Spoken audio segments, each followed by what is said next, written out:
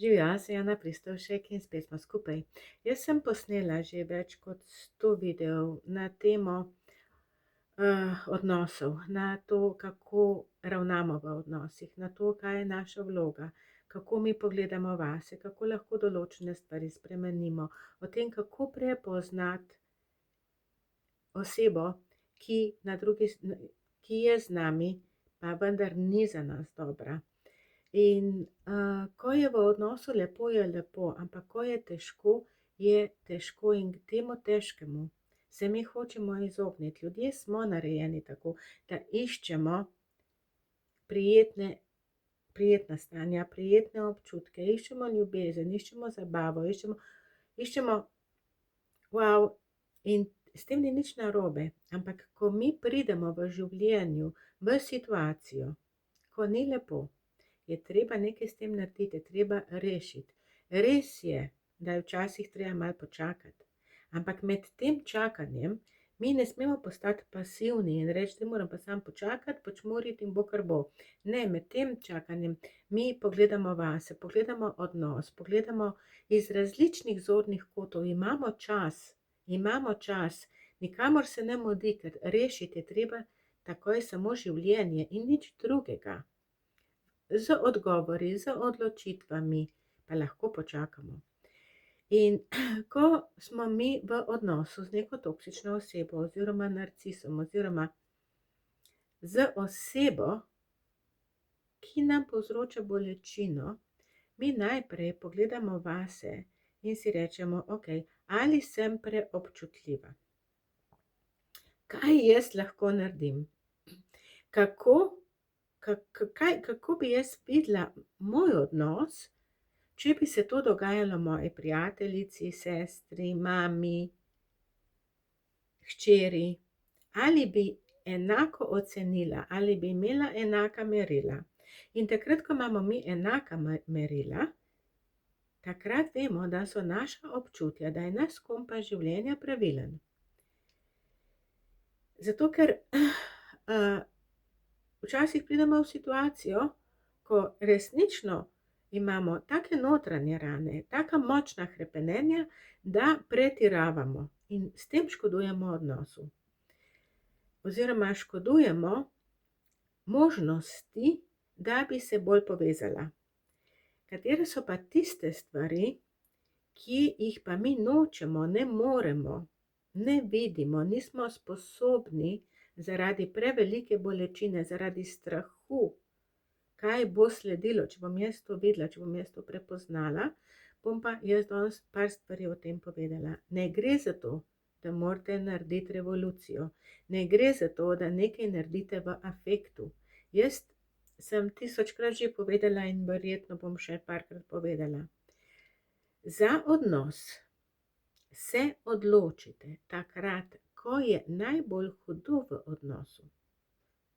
Takrat, ko vama je najtežje, si rečete, ok, način, kako midva to doživljava, kako sprejemava, kako ravnava drug z drugim, je dovolj dober, da bom ostala s to osebo. Je ta oseba tako ravna, čeprav drugače od mene, da jaz to lahko cenim, je nekaj, od česar se jaz lahko naučim, je nekaj, kar lahko zaupam. In takrat si rečemo, ja, karkoli bo prišlo v življenju, mislim, da bova midva to skupaj zmogla. In za odhod iz odnosa, za končanje odnosa, se odločimo mi takrat, ko je najbolj lepo. Čeprav je tole slišati, zdajle zelo čudno, ampak to lepo, ali to lepo odtehta vse tisto, kar jaz slišim, vidim, doživim, čutim, takrat, ko ni lepo, ko je težko. In to uravnavanje tega ostati ali oditi je težko. Odnosi so težki takrat, ko mi ne zmoremo, ko je bolečina prevelika, da bi lahko realno pogledali stvari. Zato je pomembno, da imamo mi mehanizme, s katerimi lahko potolažimo sebe, s katerimi omilimo bolečino, ne da zbežimo, ne da jo potlačimo, ampak da dejansko si vzamemo čas zase, imamo vaje, načine, orodja, da to bolečino, te rane predelamo, jih do določene mere zacelimo, zato da pridemo spet v neko ravnovesje, kjer lahko funkcioniramo in trezno razmislimo. In obrambni mehanizmi nas ščitijo, ampak včasih nam škodujejo. In zdaj bom povedala danes par primerov, ko smo v odnosu z osebo, ki nas rani, kjer je najin odnos recimo temu bipolar, pa ne v smislu diagnoze, ampak ko je enkrat zelo lepo in enkrat zelo težko in je spet lepo in je spet težko in takrat, ko je težko, mi rabimo neko opravičilo, zakaj je tak ali takšna, čisto vseeno, moški, ženska, zakaj je tak, sej me ima rad, je prvo, ima me rad, čeprav mi zdajle govori stvari, ki me bolijo, mi govori stvari, ki me žalijo, mi govori stvari, kjer nisem varna, kjer ne morem povedati, kaj mislim, kaj čutim, kjer se moram zapreti vase, kjer moram počakati, da mine, kjer ne morem verjeti, da jaz to slišim, ne morem verjeti, da oseba, ki je še včeraj govorila, kako neskončno me ljubi, da bi zame vse naredila, da bi zame celo umrla, da bi šla zame na konec sveta in sklatila vse zvezde z nebes, ne morem verjeti, da jaz to slišim. In ja, jaz vedno rečem, ljubezni se ne da izmeriti. In reči nekomu, nimaš me rad, čeprav ta oseba trdi, imam te rad. Ne gre tukaj gre potem lahko za vojno, za boj. Mi druge osebe ne moremo reči, nimaš me rad, lahko se pa vprašamo, ali je ta ljubezen, ta njegova, ta njena ljubezen dobra zame, ali je zdrava zame, ali je varna zame, ali je boleča zame, ali je poniževalno, ali je stresno, ali uničuje moje življenje, moje počutje. In ko je odgovor ja, je potem čisto vseeno, ali vas ima druga oseba rada ali ne. Rada vas ima na svoj način, ampak ta način ni dober za vas. In takrat, ko vas boli, in takrat, ko si rečete, on me ima globoko v sebi res rad, je v redu, če to rečete, ampak ne smete tukaj končati, nadaljevati morate. Ali je to dobro zame? Ali je zame res dovolj, da me ima rad nekje globoko v sebi, hkrati me pa najbolj razvrednoti, najbolj poniža, najbolj se ga bojim, najbolj trepečem, ker ne vem, kakšen bo prišel domov, ker ne vem, kaj ga bo tako močno razburkalo, da bo spet cel halo. Torej, on je pač tak, rad me ima globoko v sebi, je premalo. Je premalo. Ni dovolj varno za vas. In drug tak obrambni mehanizem, drug tak stavek je, ampak sej, ko se imava pa lepo, ko je vse v redu, ko ni v stresu, me ima pa tako rad, je pa tako lepo, res je, čudovito je. z nikomer, pri nikomer nisem še čutila tega, kar čutim ob njej. Ampak hudo je samo takrat, ko ga zagrabi, in takrat, ko ga zagrabi, moram samo malo potrpeti in počakati, da mine. Ampak mine kaj? Kaj mine? On je tak, vzemite takšnega, kot je. Čudovit, božanski, najboljši, ko je lepo. In grob, nesramen, brezobziren, nesočuten, ko je hudo. In oboje to je on. In zdaj je samo vprašanje, ali ste vi za to, ker je takrat tako lepo, pripravljeni prenesti to, kar je težko. Dajte se vprašati, koliko vam ena stvar koristi in koliko škoduje. In predvsem to, da je oboje on. In ko iščemo odgovore, zakaj je tak, pridemo do njegovega težkega otroštva. Vsi narcisi, vse toksične osebe imajo za sabo težko otroštvo. In ne vem, ali ste pripravljeni zaradi težkega otroštva prenašati to, kar prenašate.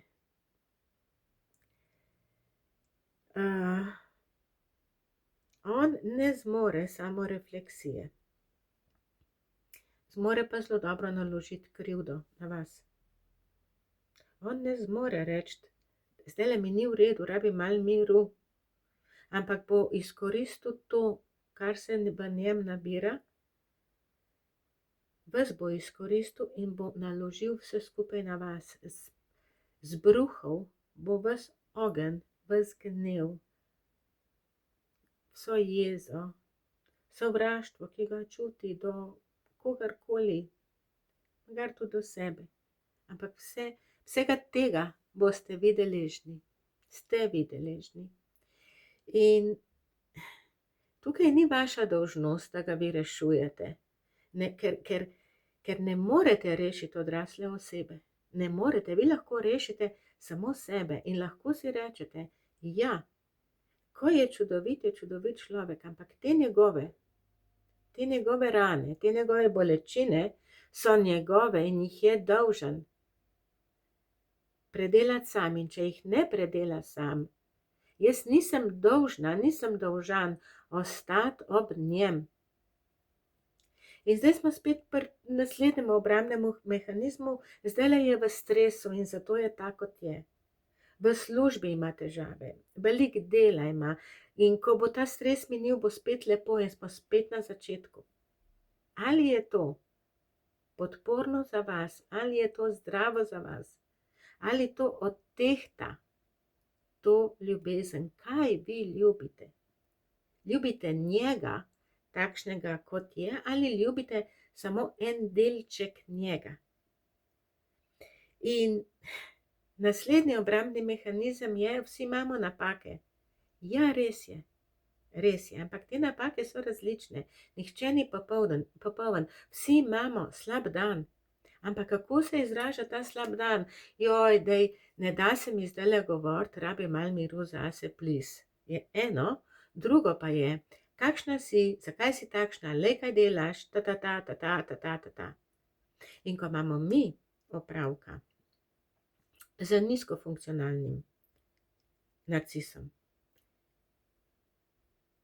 je v bistvu je kar nevarno je od njega, zato ker je tako močno impulziven, ampak ga bistveno hitreje prepoznamo.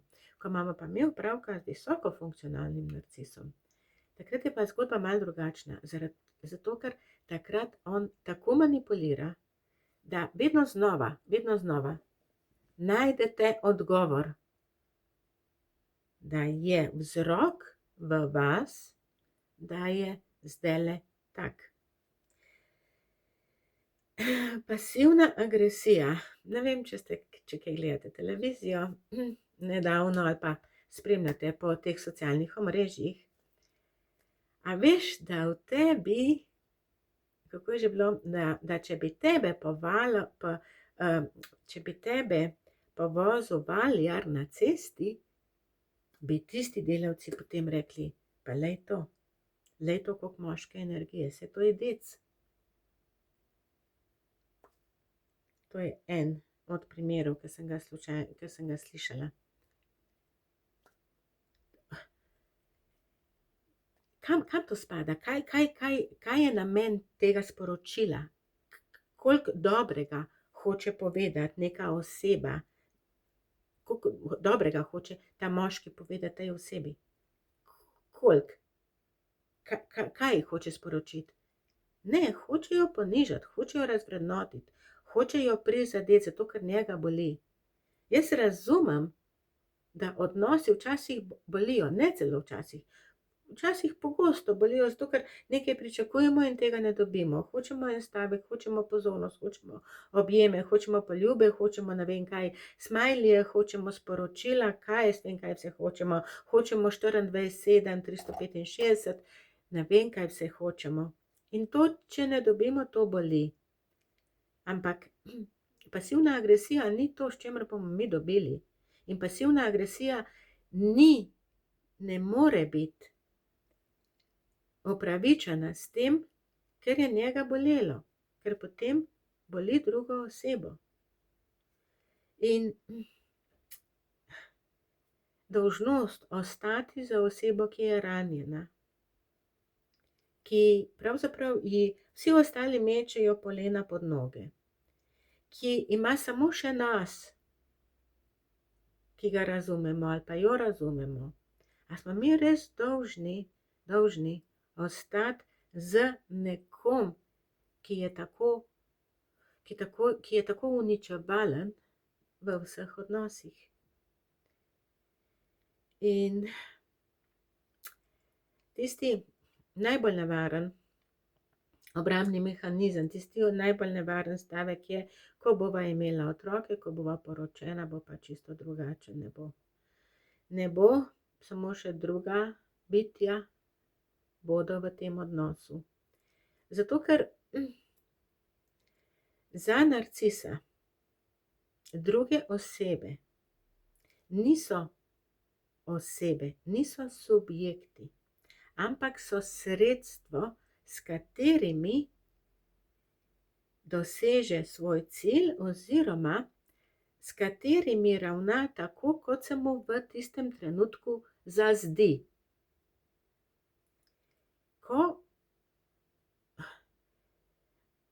Če se mu zdi, da bi bil zdaj prijazen, pa da bi bil ljubezniv, pa je tak. Sploh, če ga oseba hvali. Z narcisom najlažje pridete skozi tako, da mu ne oporekate, da ga hvalite, da ste nad njim navdušeni, da se mu prilagajate, da mu vedno znova in znova vse prinesete, uredite, poskrbite, razumete, skratka, da popolnoma pozabite nase, da ga hvalite, da delate, da berete njegove misli, da delate točno tisto, kar si on v tistem trenutku želi, čeprav je lahko zdajle tako, čez pol minute pa že misli čisto nekaj drugega. Predvsem ga nikakor ne smete ponižati ali dvomiti van zunaj doma, se pravi v družbi. In nedolgo nazaj sem slišala, da so za neko osebo trdili, da je zelo dobra, da jo imajo sodelavci zelo radi in tako naprej. Ja. Narcis ima svoj način obnašanja v družbi in pred drugimi ljudmi v javnosti in čisto drug način obnašanja med 4 stenami. Ko je z ženo, z možem, otroki in domačimi živalmi.